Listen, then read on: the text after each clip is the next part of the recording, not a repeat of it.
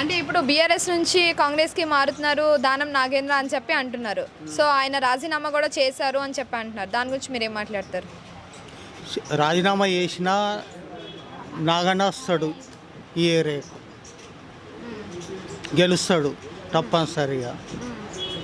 ఆయన కూడా మంచి పనులు చేస్తాడు. అంటే ఇప్పుడు దానం నాగేంద్ర ఎందుకు అంటే ఇలా మారుతున్నారు అంటారు? ఉం? దానం నాగేంద్ర ఒక పార్టీ నుంచి ఇంకో పార్టీకి మారుతున్నారు కదా. సో బీఆర్ఎస్లో ఉండేవారు ఇప్పుడు కాంగ్రెస్ మారుతున్నారు కదా. సో ఎందుకు అలా మారుతున్నారు అంటారు?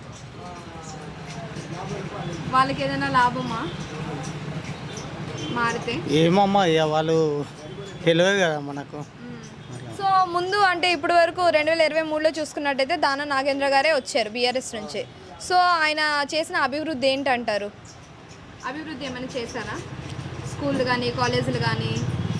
అందరికీ సపోర్టింగ్గా నిలబడతాడు. దేనికైనా ఎంత రాకైనా అని